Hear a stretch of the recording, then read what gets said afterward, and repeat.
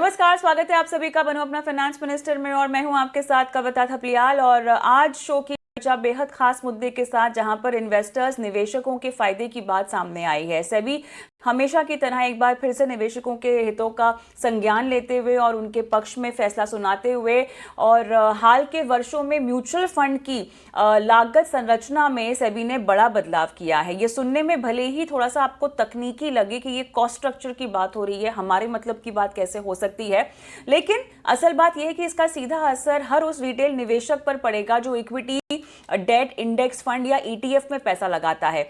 तो सबसे पहले समझते हैं आसान भाषा में कि क्या बदला है सेबी ने, ये कदम आखिर क्यों उठाया है, और क्या आपके निवेश में अब सच में यहाँ पर आपका जो निवेश है क्या वो सच में सस्ता होगा। तो सबसे पहले सेबी किस समस्या को ठीक करना चाहता था। अब तक म्यूचुअल फंड की सारी लागतें एक ही नंबर में दिखाई जाती थी, जिसे कहा जाता था टोटल एक्सपेंस रेशियो, टीईआर। लेकिन इस टीईआर के अंदर कई तरह के खर्च छुपे थे। फंड मैनेजमेंट फीस हो, ब्रोकरेजेस हो, ट्रांजैक्शन खर्च हो, टैक्स और सरकारी शुल्क, अब सब कुछ एक साथ मिला हुआ करता था। एक आम निवेशक के लिए यह समझना लगभग नामुमकिन था कि फंड हाउस कितना चार्ज कर रहा है, बिचौलियों को कितना पैसा जा रहा है, सरकार को टैक्स के रूप में कितना दिया जा रहा है। सेबी की सोच साफ है, जब तक खर्च साफ साफ नहीं दिखेगा निवेशक सही फैसले नहीं कर पाएंगे। तो अब सेबी ने क्या किया है, सेबी ने एक नया कॉन्सेप्ट पेश किया है, बेस एक्सपेंस रेशियो, बीईआर। ये म्यूचुअल फंड चलाने की असल और मूल लागत को दिखाता है। और सबसे अहम बात, जीएसटी, एसटीटी, दूसरी सरकारी टैक्स अब बीईआर से अलग दिखाए जाएंगे। यानी आसान शब्दों में फंड कितना चार्ज कर रहा है और सरकार कितना टैक्स ले रही है, अब दोनों चीजें अलग अलग साफ साफ दिखाई देंगी। ये पारदर्शिता की दिशा में एक बड़ा बदलाव है। भले ही पहले दिन से आपका जो कुल खर्च है बहुत कम ना हो, लेकिन दूसरा बड़ा बदलाव, खर्च की ऊपरी सीमा सख्त कर दी गई है। सेबी ने अलग अलग फंड कैटेगरी में खर्च की अधिकतम सीमा को कैप कर दिया गया है और दोबारा तय करते हुए, जो निर्भर यहां पर अलग अलग चीजों पर करती है, जैसे कि फंड के प्रकार पर और फंड के एयूएम,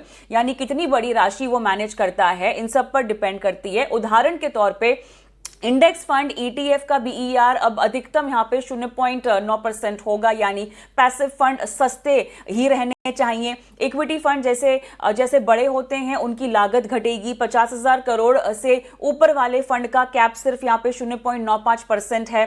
फंड ऑफ फंड के लिए अलग अलग कैपिंग यहां पे तय की गई है और ये इस बात पर निर्भर करेगा कि वो कहां निवेश करते हैं। संदेश कुल मिला के साफ है कि फंड जितना बड़ा होगा उसका फायदा निवेशकों को मिलना चाहिए, सिर्फ एएमसी को नहीं। तीसरा बदलाव, ट्रेडिंग और खर्च में कटौती। सेबी ने ब्रोकरेजेस की सीमा भी घटाई है। कैश मार्केट में म्यूचुअल फंड का ब्रोकरेज अब अधिकतम 6 बेसिस पॉइंट, डेरिवेटिव्स में अधिकतम 2 बेसिस पॉइंट। इसके साथ ही सेबी ने एग्जिट लोड से जुड़ा अतिरिक्त 5 बेसिस पॉइंट खर्च भी हटा दिया है। इससे वो रास्ता बंद हो गया जिसके जरिए कुछ खर्च चुपचाप निवेशकों पर डाल दिए जाते थे। अब सबसे बड़ा बदलाव, क्या म्यूचुअल फंड सस्ते होंगे? ईमानदार जवाब है तुरंत नहीं। खुद सेबी मानता है कि कई फंड पहले से ही खर्च की ऊपरी सीमा के पास थे। टैक्स तो पहले भी देना ही पड़ता था, इसीलिए अभी खर्च में कटौती मामूली हो सकती है, लेकिन लंबी अवधि में असर बहुत बड़ा हो सकता है। खर्च की संरचना अब ज्यादा साफ और तुलना योग्य होगी। ज्यादा महंगे फंड्स के लिए फीस को सही ठहराना मुश्किल होगा। निवेशकों को अब साफ दिखेगा कि वो किस चीज के लिए कितना भुगतान कर रहे हैं। लंबे समय में इससे इंडस्ट्री कम लागत और ज्यादा कुशल बन सकती है। खासकर लंबे समय तक एसआईपी करने वालों के लिए, ये रिटेल निवेशकों के लिए क्यों जरूरी है समझना, क्योंकि लंबी अवधि में सिर्फ 0.3 या 0.5% की लागत का फर्क 10 से 20 साल में लाखों रुपए का अंतर पैदा कर सकता है। सेबी का संदेश साफ है, पहले पारदर्शिता, फिर प्रतिस्पर्धा और सबसे ऊपर निवेशक की सुरक्षा। निवेशकों को अब क्या करना चाहिए? सिर्फ कम खर्च के पीछे न भागे, परफॉर्मेंस और स्थिरता भी जरूरी है, लेकिन एक ही कैटेगरी के फंड में खर्च की तुलना जरूर करें। बड़े और कुशल फंड्स को अब लागत का फायदा मिल सकता है, पैसिव निवेश को एक और रेगुलेटरी सपोर्ट मिलता हुआ हमें दिखाई दे रहा है। लेकिन अब थोड़ा सा एक्सपर्ट के नजरिए से इसको समझते हैं। फंड हाउसेस के लिए कैसी बात होगी, डिस्ट्रीब्यूटर्स के लिए, ब्रोकर्स के लिए क्या बात होगी, आम निवेशक जो है इसको कैसे भुनाए। अब स्मार्ट तरीके जो है वो समझने की कोशिश करते हैं। श्वेता नरजानी आनंद वेल्थ से हमारे साथ जुड़ी हुई है, वाइस इन्वेस्ट से हेमंत उस्तेकी हमारे साथ जुड़े हुए हैं। अब दोनों से मिलकर बात करते हैं कि आपके लिए सबसे बड़ी काम की बात क्या है। आप दोनों का स्वागत है इस खास पेशकश में। और चलिए, इन्वेस्टर के नज़रिए से तो बात करनी है, लेकिन श्वेता थोड़ा सा डिस्ट्रीब्यूशन की अगर हम बात करें, छोटे एमसीज की अगर हम बात करें, उससे शुरुआत करते हैं। सेबी ने खर्च पर और ब्रोकरेज पर सख्त सीमा लगाई है। बताइएगा कि एएमसी का मुनाफा घटेगा या निवेशक पहले से ज़्यादा भुगतान यहाँ पर ऑलरेडी कर रहे थे, कैसे इसको देखा जाए?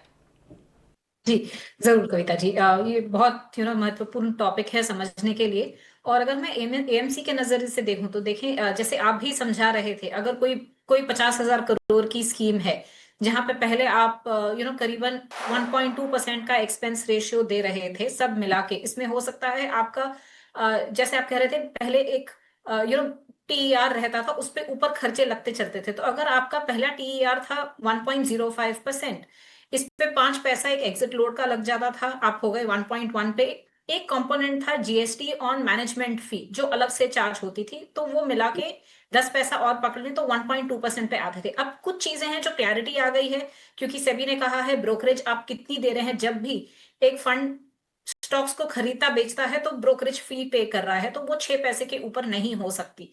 उसी समय पे उसने कहा है आपका जो बेस एक्सपेंस रेशियो है, वो जहां पे आप पहले 1.05 चार्ज कर रहे थे, आप उसे 95 पैसा चार्ज करेंगे। 5 पैसा आप नहीं चार्ज कर सकते, लेकिन 6 पैसे आप ब्रोकरेज का ऐड कर सकते हैं। तो आप आ गए यहाँ पे 1.01 पे।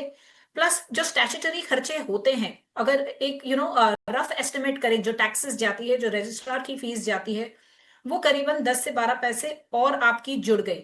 तो अगर मैं देखूं, एक बड़ा स्कीम है यहाँ पे, जो आमतौर पे जो मैंडेटरी खर्चे थे एक एएमसी के, वो तो जाने ही वाले हैं, अब भी जाएंगे। तो एएमसी के एस्पेक्ट से अगर मैं देखूं तो क्या बहुत ज्यादा गिरावट होगी उस जो डिफरेंशियल था, वो मेरे हिसाब से 6 से 7 पैसा होगी। और उसमें से भी एक डिस्ट्रीब्यूटर का शेयर जाता है, एक एएमसी का शेयर जाता है। तो हाँ, निवेशक के स्टैंड पॉइंट से इतनी ज्यादा गिरावट नहीं दिखेगी एक्सपेंस रेशियो में। हो सकता है 5 से 7 पैसा, और वही इफेक्ट आप एक एएमसी में देखोगे। और वही इफेक्ट, जैसे एक एग्जांपल देती हूँ, उदाहरण पे जो एग्जिट लोड का 5 पैसा था, अगर वो एएमसी और डिस्ट्रीब्यूटर के बीच शेयर होता था, वो 2-3 पैसे का फर्क है जो एएमसी को दिखेगा, 2-3 पैसे का फर्क है जो डिस्ट्रीब्यूटर को दिखेगा। तो ओवरऑल अगर मैं देखूं क्या बहुत ज्यादा अंतर पड़ रहा है, उसका जवाब ना होगा कि इतना ज्यादा फर्क नहीं पड़ेगा, ना एएमसी को, ना डिस्ट्रीब्यूटर को, ना इन्वेस्टर को। लेकिन एक बहुत अच्छी चीज ये है कि ट्रांसपेरेंसी आ गई। अब आपको पता है आप किस चीज के लिए क्या पे कर रहे हैं।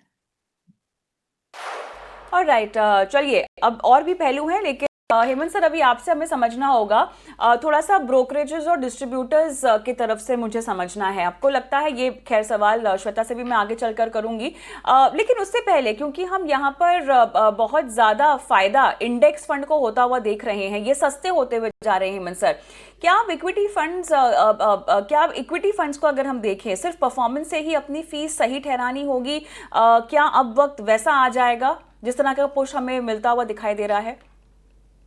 नहीं, देखिए कविता, इसको ऐसे देखने की जरूरत है कि एक तरफ तो जो चेंजेस हुए हैं टैक्स जो एक्सपेंस स्ट्रक्चर में, और दूसरी तरफ जैसे आप बात कर रहे हैं एक्टिव और पैसिव इन्वेस्टिंग, देखिए जो इक्विटी ओरिएंटेड इंडेक्स फंड है वहां पे भी 10 बेसिस पॉइंट कम हुए हैं। और जो अगर हम हाईएस्ट टैक्स स्लैब जो एयूएम स्लैब देखें 50,000 एंड अबव, वहां पे भी 10 बेसिस पॉइंट कम हुए हैं। तो जहां तक देखिए जो डिफरेंशियल था एक्टिव और पैसिव के बीच में, उसमें मुझे लगता नहीं कि बहुत ज्यादा कुछ फर्क पड़ेगा। आपको एक्टिव फंड में इन्वेस्ट करना है, आपको नहीं इन्वेस्ट करना है, वो डिपेंड करता है आप किस तरह के इन्वेस्टर हैं, किस तरह का आप पोर्टफोलियो बनाना चाहते हैं, टू व्हाट एक्सटेंट आप अपने पोर्टफोलियो को इंडेक्स करना चाहते हैं। वो अभी भी मुझे लगता है पहले जो डिसीजन था वो आज भी वही है। एक्सपेंस स्ट्रक्चर में आप देखें, अगर हम इक्विटी ओरिएंटेड फंड्स की बात करें तो दो जो जो स्लैब्स हैं एयूएम के अप टू 500 और 750 टू 2000, वहां पे 15 बेसिस पॉइंट कम हुए हैं। बाकी सब जगह पे जो है वो 0.10% का फर्क है। उतना ही फर्क आपको पहले भी इंडेक्स फंड को कॉस्ट का एडवांटेज था, अभी भी है, बट मोर और लेस अगर गैप देखें तो उतना ही है। तो उसमें कोई बहुत ज्यादा फर्क नहीं पड़ा। मुझे लगता नहीं कि वो एक डिसाइडिंग फैक्टर होगा ओके, निवेशकों के लिए इन्वेस्ट करने के लिए कि किस तरह का मिक्स हो उनके पोर्टफोलियो में। ऑलराइट। श्वेता, अब यहाँ पर कैसे देखा जाए, कम ब्रोकरेज से डिस्ट्रीब्यूटर्स क्या नाराज होंगे? देखिए, जैसे मैं पहले भी समझा रही थी कि अगर आप डिस्ट्रीब्यूटर के स्टैंड पॉइंट से देखें तो इतना ज्यादा अंतर नहीं हो रहा। जो पहले ब्रोकरेज मिली थी और जो अब मिलेगी, वो हो सकता है 3 से 4 पैसे का फर्क है, तो वो इतना भी ज्यादा अंतर नहीं है कि डिस्ट्रीब्यूटर नाराज हो जाए। हाँ, लेकिन एक बहुत जरूरी बात यह है कि आप अब फोकस ये होना चाहिए कि आप पेनिट्रेशन कैसे बढ़ाएं, क्योंकि आज भी अगर हम देखें तो म्यूचुअल फंड एसेट्स बहुत कम है। जो निवेशक म्यूचुअल फंड में निवेश करते हैं वो बहुत कम है given the overall financial assets. तो अगर वो बढ़ सकता है, सारा फोकस अगर ये हो कि आप म्यूचुअल फंड एसेट्स कैसे बढ़ाएं, तो वो इकोनॉमीज ऑफ स्केल का जो बेनिफिट है, आपको एक हायर स्केलेबिलिटी का जो बेनिफिट है, वो काफी मिल सकता है डिस्ट्रीब्यूटर्स को। तो वो वैल्यू क्रिएशन के स्टैंड पॉइंट से आज भी म्यूचुअल फंड्स में निवेश करने का मतलब बनेगा। और जैसे एसेट्स बढ़ेंगे, जो ये 3-4 पैसे का फर्क दिखेगा, वो कवर अप हो जाएगा। तो जो डिस्ट्रीब्यूटर्स हैं या डिस्ट्रीब्यूटर के शेयर होल्डर्स हैं, आई थिंक वहां इतना ज्यादा फर्क नहीं पड़ता है। हेमंत सर, क्या अगले 12 महीनों में निवेशकों का टीईआर घटेगा? कैसा लगता है आपको? देखिए कविता, इसको इस तरह से देखने की जरूरत है, जैसे हमने ऑलरेडी डिस्कस किया कि किस तरीके से टीईआर को अलग करके अभी बेस एक्सपेंस रेशियो प्लस जो रेगुलेटरी एक्सपेंसेस हैं, जो स्टैट्यूटरी एक्सपेंसेस हैं, उनको अलग कर दिया गया है। फर्क देखिए, अगर 10 बेसिस पॉइंट अगर कहीं 0.10% कम हुए हैं, कुछ चार्जेस जो पहले बंडल थे टीईआर के अंदर वो बाहर निकलेंगे, वो एक्चुअल बेसिस पे इन्वेस्टर्स को चार्ज होंगे। तो ऑब्वियसली उसका इम्पैक्ट पूरा का पूरा आपको देखने को नहीं मिलेगा, बहुत ज्यादा शायद इमीडिएटली आपको देखने को नहीं मिलेगा, but over a period time definitely थोड़ा फर्क पड़ेगा। लेकिन ये हम समझ लें कि अगर 0.10% कम हुआ है तो पूरा का पूरा बेनिफिट इन्वेस्टर को नहीं जा रहा है, कि कुछ एक्सपेंसेस जो इसके पार्ट थे पहले वो अलग से एक्चुअल बेसिस पे चार्ज होंगे। चलिए, तो अब श्वेता, थोड़ा सा ये बताइएगा कि मान लीजिए अगर ये खटकता है कम कमीशन का मामला, ठीक है, तो कम कमीशन से अनावश्यक चर्निंग क्या आपको रुकेगी? क्या अब डायरेक्ट प्लान सिफारिश बढ़ती हुई हम देखेंगे? क्या ये नियम पोर्टफोलियो बनाने का तरीका अब बदलेगा? कैसे आप देखती हैं ये पूरा सिनारियो में चेंज होता हुआ इसकी वजह से? देखिए, अगर हम डायरेक्ट वर्सेस रेगुलर की बात करें तो बिल्कुल यहाँ पे क्या हुआ है कि आपने रेगुलर की स्कीम का उस हिसाब से देखा जाए तो 10 से 15 पैसा, अगर आमतौर पे स्कीम्स को 10 पैसे जितना फर्क पड़ेगा, अगर मैं कहूँ वो 2000 के ऊपर वाले स्लैब में होंगे, तो वहां पे तो आपने कैपिंग लगा दी है, शायद आपका 10 पैसा कम हो गया।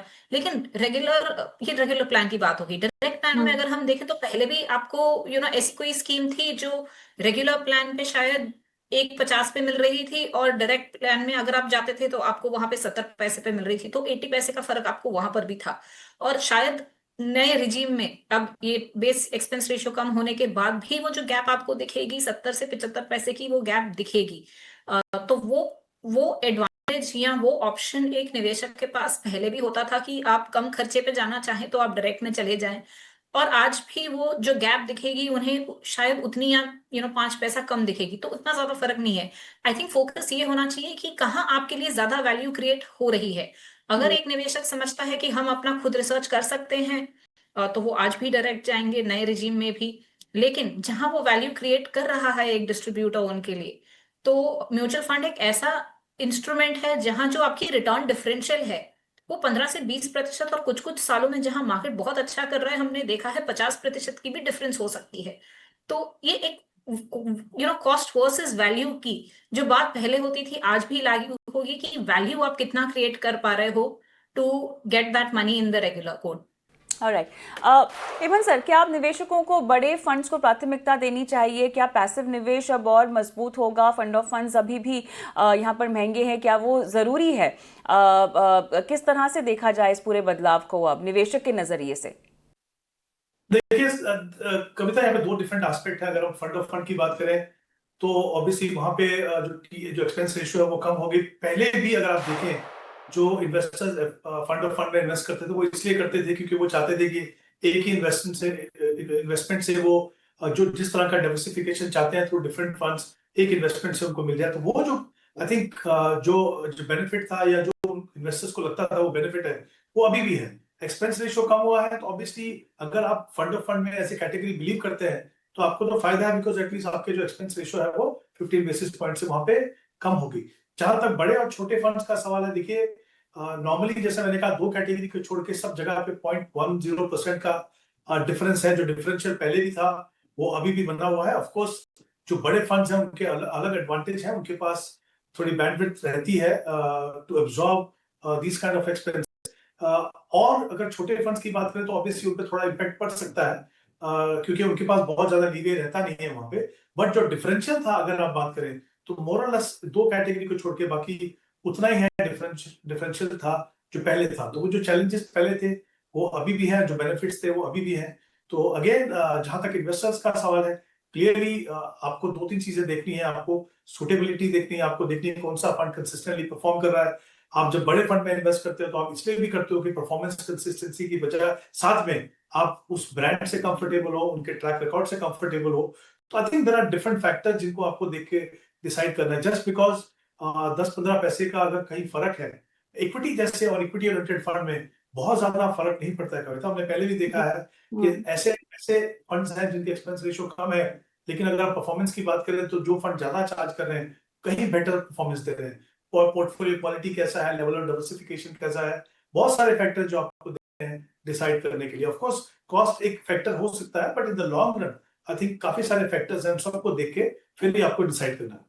राइट, चलिए इसी के साथ इस चर्चा को भी यहीं समाप्त करते हैं। कुल मिला के मोटी बात यह है कि बहुत सारे डिसाइडिंग फैक्टर्स हैं जिसके बिना पर आप स्कीम्स का और चुनाव कर सकते हैं। सबसे पहले तो खुद का होमवर्क कीजिए, खुद के गोल्स अलाइन कीजिए, रिस्क प्रोफाइल देखिए अपना, उसके मुताबिक सही तरीके के प्रोडक्ट का चुनाव कीजिए। बहुत बहुत धन्यवाद श्वेता आपका जुड़ी हमारे साथ और इस अहम मुद्दे पर जानकारी दी हमारे दर्शकों को। एक छोटा सा ब्रेक लेते हैं, ब्रेक के उस पार हेमंत हमारे साथ जुड़े हुए हैं और शुरुआत करेंगे SBI भारत निवेश की।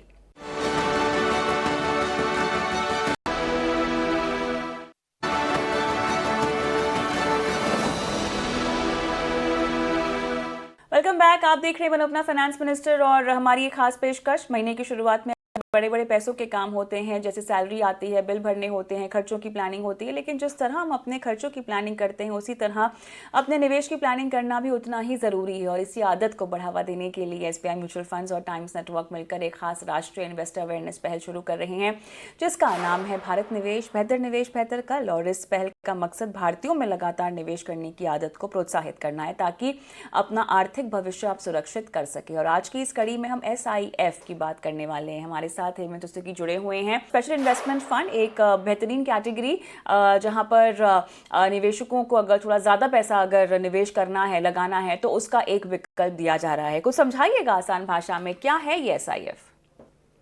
बिल्कुल कविता, देखिए SIF जो एक नई एडिशन है इन्वेस्टर्स के लिए। अभी तक क्या था कि आपके पास ऑप्शन थी कि म्यूचुअल फंड में इन्वेस्ट करते थे तो जो लॉन्ग ओनली फंड्स होते हैं, और दूसरी तरफ आपके पास ऑप्शन थी PMS या AIF की। ऑब्वियसली जैसा कि हम जानते हैं कि PMS में आपको मिनिमम 50 लाख इन्वेस्ट करना पड़ता है, AIF में आपको 1 करोड़ इन्वेस्ट करना पड़ता है।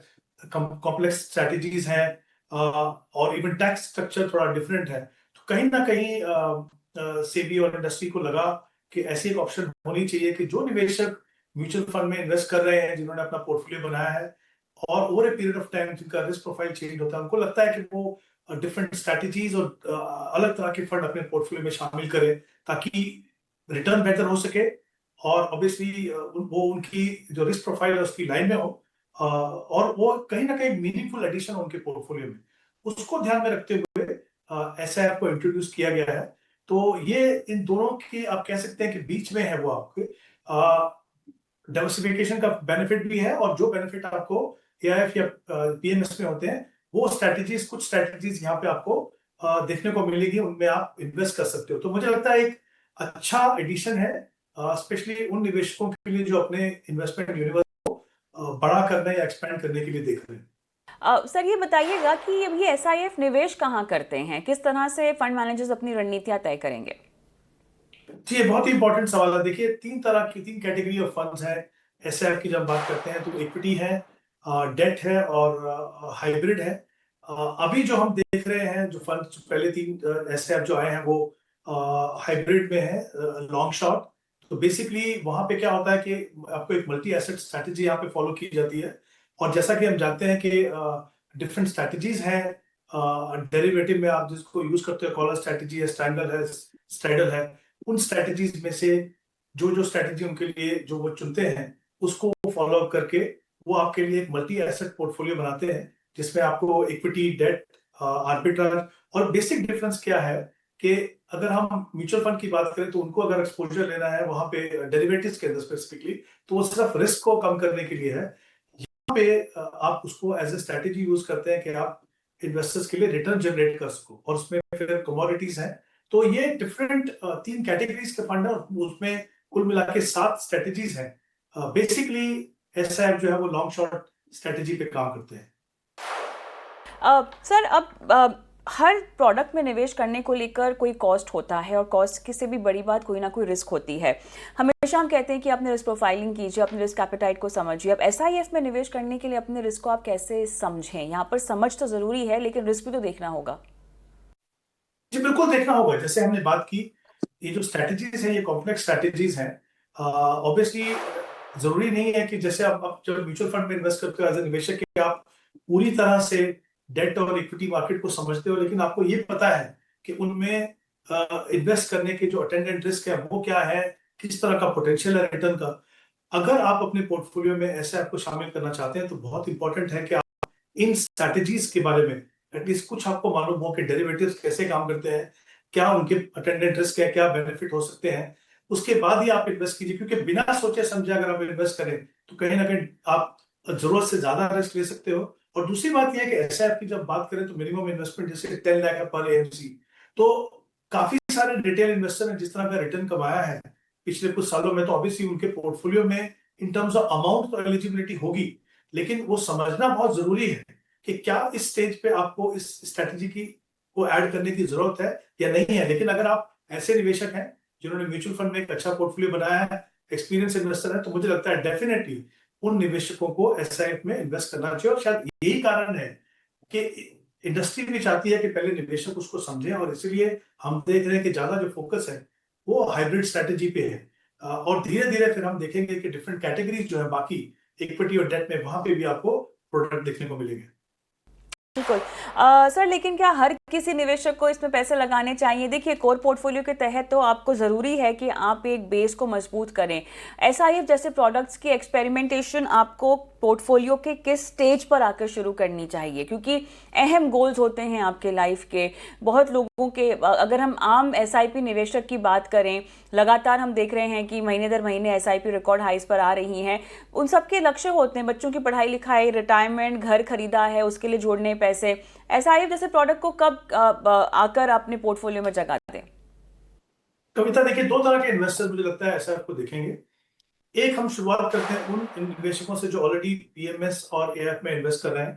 जैसा हमने कहा कि वो मिनिमम अमाउंट काफी ज्यादा है, ये एक पॉसिबिलिटी है कि वो उनमें से कुछ निवेशक भी एसआईएफ में इन्वेस्ट करें जो समझते हैं उसके अटेंडेंट रिस्क क्या है, क्या वो बेनिफिट ले सकते हैं वहां से, क्योंकि वो ऑलरेडी वहां पे इन्वेस्ट कर रहे हैं। वो इसलिए यहाँ पे इन्वेस्ट करेंगे क्योंकि उस अभी अगर आपको मान लीजिए पीएमएस में 50 लाख रुपीज इन्वेस्ट करना है, तो वो उतना उतना ही पैसा अगर आप एसआईएफ में लगाएं तो आप 2 या 3 डिफरेंट फंड में आप लगा सकते हैं, डिफरेंट स्ट्रेटेजीज में लगा सकते हैं। तो एक तरफ तो वो इन्वेस्टर्स होंगे, दूसरी तरफ वो निवेशक होंगे जैसे मैंने कहा कि जिन्होंने म्यूचुअल फंड में इन्वेस्ट करना शुरू किया, एक बड़ा पोर्टफोलियो बनाया। अब उनको लगता है कि from diversification point of view और अपने पोर्टफोलियो में एक एक अलग तरह का फंड हो जिसमें डिफरेंट स्ट्रेटेजीज, क्योंकि काफी इन्वेस्टर्स सुनते हैं कि फ्यूचर्स हैं, ऑप्शंस हैं, डेरिवेटिव्स क्या है, तो ऑब्वियसली वो क्योंकि वो खुद से अगर उसमें ट्रेड नहीं कर सकते, खुद में उसमें डील नहीं कर सकते, तो अगर ऐसी ऑप्शन को देख रहे हैं, और जैसा हमने कहा कि 3 कैटेगरी के फंड्स हैं, आप मेन एसेट क्लास चुन के भी उसमें इन्वेस्ट कर सकते हो, चाहे वो इक्विटी हो, चाहे वो डेट हो या हाइब्रिड हो। उसके बाद आप निवेश करेंगे, तो हर इन्वेस्टर्स के लिए नहीं है। अगर आप ऐसे निवेशक हैं जो अपने गोल्स के लिए अपना पैसा इकट्ठा कर रहे हैं, तो म्यूचुअल फंड आपका कोर है, वो कोर रहना ही चाहिए। बट जैसा मैंने कहा कि अगर आपका पोर्टफोलियो बड़ा हो गया है, आपको लगता है कि आपका रिस्क प्रोफाइल थोड़ा बदला है, आप डिफरेंट स्ट्रेटेजी के फंड अपने पोर्टफोलियो में शामिल करना चाहते हो, तो डेफिनेटली जो अगर आपको ग्रेजुएट होना है वहां से अगर आगे बढ़ना है तो पीएमएस से पहले डेफिनेटली एसआईएफ एक अच्छा एडिशन आपके पोर्टफोलियो में हो सकता है। ऑलराइट, चलिए इसी के साथ हमारी आज की इस कड़ी को हम यही समाप्त करते हैं। हेमंत सर आप जुड़े और मार्गदर्शन दिया, एसआईएफ की तमाम बारीकियों पर नजर डाली, बहुत बहुत धन्यवाद आपका। और इसी के साथ बनो अपना फाइनेंस मिनिस्टर में आज मुझे भी इजाज़त दें, लेकिन आपके सवाल हम तक आप लगातार पहुंचाते रहें। इस शो में आपकी लाइव फाइनेंशियल प्लानिंग भी हम करते हैं। व्हाट्सएप कर दीजिए अपने सवाल, और आप चाहें तो यूट्यूब के कमेंट बॉक्स में भी डाल सकते हैं। दीजिए इजाज़त, नमस्कार।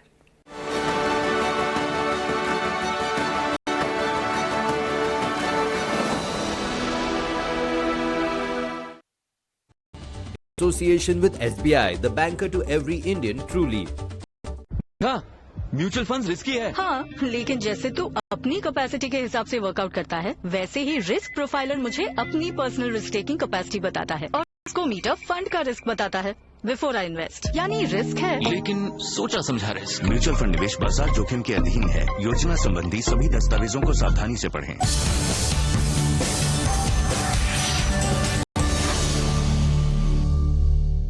जब भी आप एक फिजिकल गोल्ड खरीदते हैं कि एक फिजिकल आप गोल्ड की गिन्नी खरीदते हैं, जैसे गोल्ड के कॉइन्स खरीदते हैं, तो सबसे बड़ा इशू उनके साथ यही है कि एक सिक्योरिटी है। क्योंकि अगर आपने कॉइन्स खरीदे हैं, आप उनको ओपनली नहीं छोड़ सकते हैं, आप उनको सिक्योर एनवायरनमेंट में, एक लॉकर में, बैंक में रखना पड़ेगा, घर में रखना पड़ेगा या बिजनेस प्रेमाइसेस में रखना पड़ेगा। अगर आप ज्वेलरी की बात करते हैं तो ज्वेलरी में भी 2-3 एक सिक्योरिटी का इशू तो रहता ही रहता है, because end of the day वो भी गोल्ड ही है। बट अगेन ज्वेलरी, आज आपको लगता है कि आज गोल्ड सस्ता है, आज हम ज्वेलरी खरीद कर रख लेते हैं, बट से आपकी बेटी की शादी 5 साल बाद है, 10 साल बाद है, तो डिज़ाइन चेंज हो सकता है। प्लस अगर गोल्ड चाहे वो फिजिकल हो चाहे वो ज्वेलरी हो, अगर एक नोन सोर्स से नहीं खरीदा गया है तो सिक्योरिटी ऑफ गोल्ड भी एक बड़ा क्वेश्चन मार्क रहता है। बट जहां गोल्ड ETFs की बात करते हैं वहां कोई सिक्योरिटी का इशू नहीं है, कोई प्योरिटी का इशू नहीं है, तो गोल्ड ETF क्लियरली मेरी एक नंबर 1 चॉइस है।